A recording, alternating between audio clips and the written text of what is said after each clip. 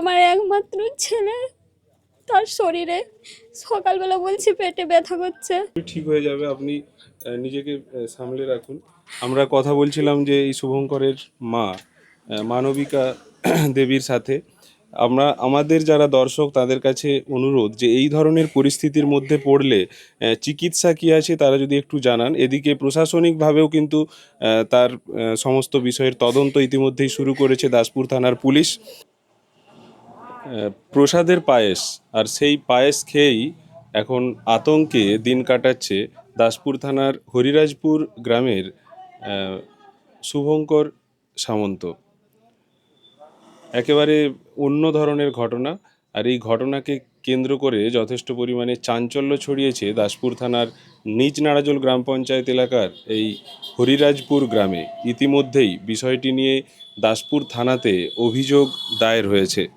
আমার পাশেই রয়েছে শুভঙ্কর বিবিএ পড়ছে, সেকেন্ড ইয়ার, গ্রীষ্মের ছুটিতে বাড়ি এসেছে। আর বাড়ি এসে প্রতিবেশীর তরফে 18 তারিখ সন্ধে 7টা নাগাদ তাকে এই বাড়িতে পায়েস দেওয়া হয়, বলা হয় আখড়া বাবাজির প্রসাদী পায়েস। আর সেই পায়েস খাবার পর থেকেই ও এখন আতঙ্কে রয়েছে। ইতিমধ্যেই নাড়াজোল গ্রামীণ হাসপাতাল থেকে মেদিনীপুর মেডিকেল কলেজ ডাক্তারবাবুরা বলে দিয়েছেন যে 3 দিন ওয়াচে রাখতে, নজরদারির মধ্যে রাখতে, কোনো রকম সমস্যা হচ্ছে কি না।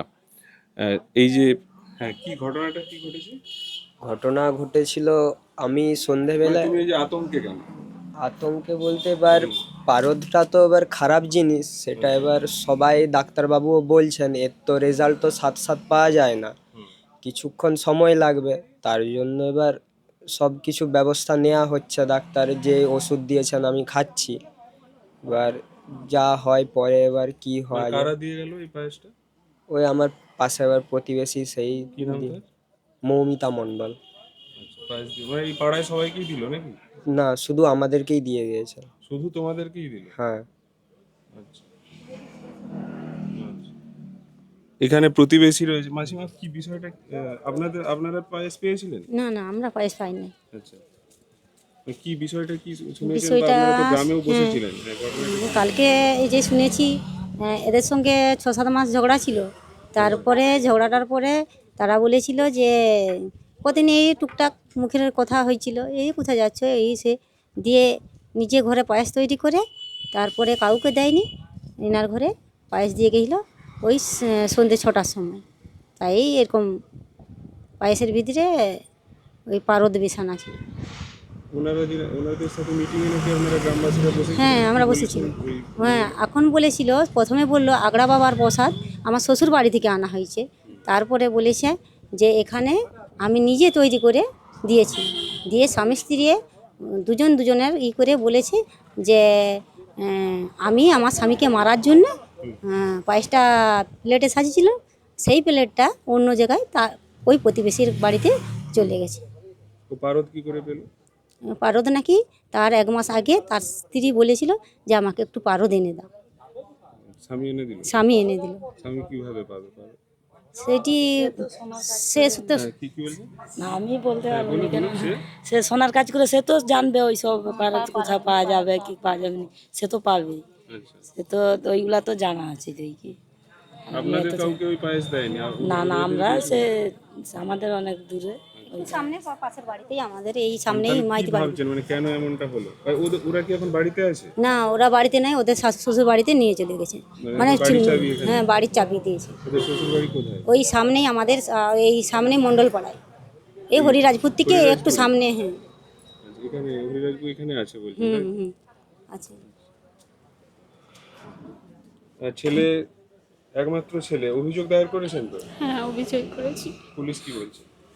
সবাই বলছে ওইটা খুব খারাপ জিনিস, পরে হয়তো চামড়া ফেটে ওইটা হবে, ওইটা 6 মাস পরেও অ্যাটাক হবে, বা 1 মাস পরেও হতে পারে, বা 7 দিন পরেও হতে পারে। আর হচ্ছে সবাই যেই দেখছে, মানে থানা থেকে যত মানুষজন দেখছে যে এইটা খুব খারাপ জিনিস, এইটা খেলে মানে সাথে সাথে কিছু হবে না, পরে পরে ছেলেটাকে শেষ করে দিবে। সেই জন্যই কালকে সব গ্রামে সব মানুষজন আমার পাড়া ঘরের সব আসছিল। ও বললো সত্যি সত্যি পারদটা মিশিয়েছে, কিন্তু আমার একমাত্র ছেলে, তার শরীরে সকালবেলা বলছে পেটে ব্যথা করছে। আমরা খুব কষ্টে আছি এবং আতঙ্কে আছি। ওটা তো সাথ কিছু হবে না, ডাক্তারবাবু বলছে, সবাই বলছে যে এটা পরে পরে ওকে শেষ করে দেবে। তার জন্য আমি চাই যে ও এই কাজটা করেছে আর না কোনো ছেলের বাড়িতে প্রসাদ দিয়ে কোনো মাকে না এরকম কষ্ট বা ছেলেকে করতে হয়। আমার তো ছেলের জীবন মরণের ব্যাপার হয়ে গেছে, কবে কি হবে। ডাক্তারবাবু বলছে ওইটা কিডনি ডিফেক্ট হবে, লিভার ক্ষতি করে দিবে। পারদ হচ্ছে ওইটা হয়তো পরে ঘা করে চামড়া ফেটে বের করে দিবে, বা হয়তো কিছুদিন পরেও আশা করি ঠিক হয়ে যাবে, আপনি নিজেকে সামলে রাখুন। আমরা কথা বলছিলাম যে এই শুভঙ্করের মা মানবিকা দেবীর সাথে। আমরা আমাদের যারা দর্শক তাদের কাছে অনুরোধ যে এই ধরনের পরিস্থিতির মধ্যে পড়লে চিকিৎসা কী আছে তারা যদি একটু জানান। এদিকে প্রশাসনিকভাবেও কিন্তু তার সমস্ত বিষয়ের তদন্ত ইতিমধ্যেই শুরু করেছে দাসপুর থানার পুলিশ। ঘটনা কি ঘটে তা অবশ্যই আপনাদেরকে জানাবো, কিন্তু আমরা বর্তমানে চাইছি আমাদের এই দাসপুরের ছেলে শুভঙ্কর দ্রুত সুস্থ হয়ে উঠুক, এই আতঙ্ক থেকে কাটিয়ে উঠুক, স্বাভাবিক জীবনে ফিরে আসুক, এই পরিবার, এই মায়ের কান্না বন্ধ হোক। আর এই ধরনের ঘটনা কেন ঘটলো তা তো পুলিশ তদন্ত করবেই। আপনি আশা করছি ঠিক হয়ে যাবে, আপনি কোনোভাবেই নিজেকে ভেঙে পড়বেন না। এখন আপাতত ডাক্তারদের সাথে কথা বলুন, বুঝলেন? কি করবো, অনেক টাকা পয়সার ব্যাপার, আমরা কোথাকে নিয়ে যাব, এটাও তো এটাও আমাদের মধ্যে অনেক টাকার ব্যাপার। আমাদের অত টাকা পয়সাও নেই যে কোনো দামি কোনো কিছুকে নিয়ে যাও। তবে আমাদের গ্রামবাসী, পাড়া প্রতিবেশী, আত্মীয় স্বজন সবাই এইটা দেখে ছুটে আসছে, সবাই সহযোগিতা করছে। আশা করি যে আমরা ঠিক হয়ে যাবে। আমাদের দাসপুরের ছেলে শুভঙ্করও কিন্তু একদম সুস্থ হবে, এটা আমাদের একদম দৃঢ় বিশ্বাস, দৃঢ় আশা। আর আমাদের স্থানীয় সংবাদের দর্শকরাও কিন্তু তোমার পাশে আছে, সাথে আছে। আশা করি কমেন্ট থেকে আমরা কোনো একটা পাবো যেটা আমাদের সহযোগিতা করবে। ঠিক আছে, কোনো চিন্তা করো না, মাকে সান্ত্বনা দাও, যাতে ভেঙে পড়লে চলবে না, যা হয় হবে, ঠিক কি না?